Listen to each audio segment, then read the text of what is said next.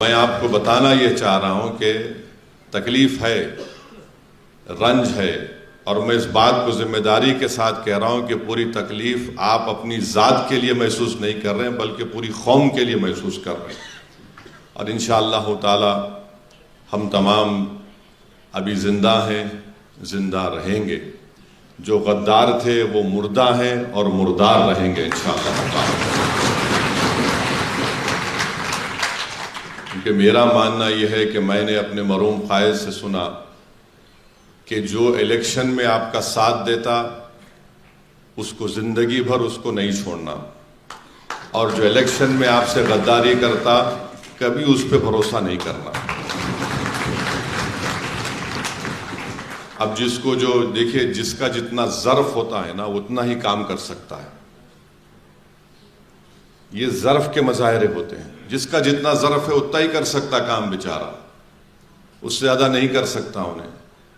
جس میں اعلیٰ ظرفی ہوتی ہے، جس کا مقصد یہ ہوتا ہے کہ بھائی میری ذات کے لیے نہیں، اجتماعیت کو میرے کو دیکھ کر آگے بڑھنا ہے، تو ہم کو آگے بڑھنا ہے۔ میں ہمارے چھوٹے بھائی امتیاز جلیل صاحب سے بھی کہہ رہا ہوں کہ امتیاز جلیل صاحب مسکراؤ میرے دوست۔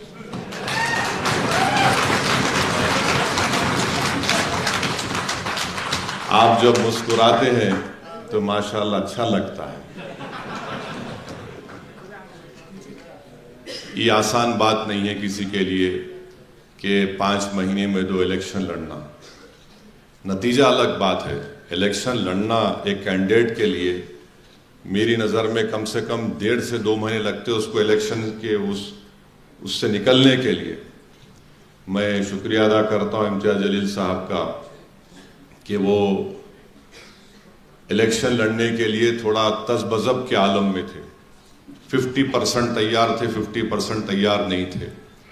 تو مجھے جا کر امتیاز جلیل صاحب کو سختی سے بولنا پڑا کہ آپ لڑیں گے۔ اور میں ان کو یہ بات کب بولا تھا؟ جب یہ اپنے کہاں ہے ان کا بیٹا ہو نالائق بلال، نہیں ہے شاید، بھاگ گیا ہوں بنگلورو، تو بلال کا وہاں پر محبت میں بول رہا ہوں، تو چلائیں گے لوگ۔ بہت اچھا بچہ ہے ماشاءاللہ۔ اب بعض غداروں کو لگ رہا ہے ابا باپ بھی ایسا بیٹا بھی نکل گیا تو کیا کرنا، تو خیر ٹھیک۔ تو میں دبئی گیا تھا بغیر بولے امتیاز صاحب کو، ان کے بچے کا رسم تھا۔ میں وہاں امتیاز جلیل کو بولا کہ دیکھو یہ سب ہو گیا، بچے کا رسم ہو گیا، واپس جاؤ تیاری شروع کرو۔ تو امتیاز جلیل صاحب کا ایک یاد رکھو، امتیاز جلیل صاحب جب اس طرح کرتے نا ایسا، تو اس کا مطلب یہ ہے کہ انہوں گوگلی ڈالنے کی کوشش کر رہے ہیں۔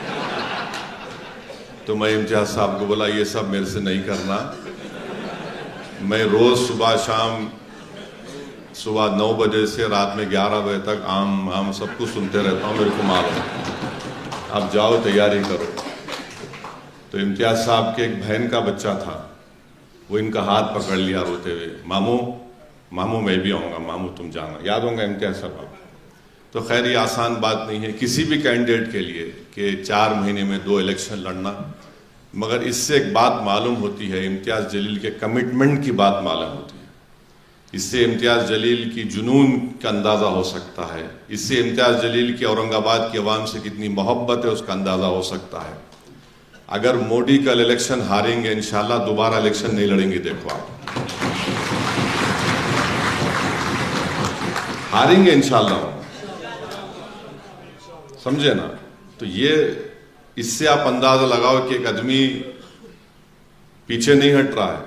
فیصلہ پارلیمنٹ کے الیکشن میں جو بھی آیا، پھر ایسٹ میں آیا، مگر آج بھی آپ کے درمیان میں کھڑا ہوا ہے۔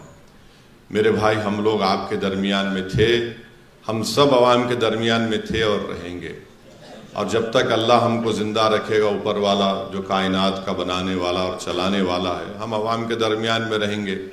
اور جب اس دنیا سے جائیں گے تو تمہارے ہی کندھوں پر جائیں گے قبرستان کو، یا اپنی جو مذہب کیا رسومات ہے اس کے لحاظ سے۔ تو ہم عوام سے ہم کو شکایت نہیں تھی، نہ ہے، نہ کبھی رہے گی۔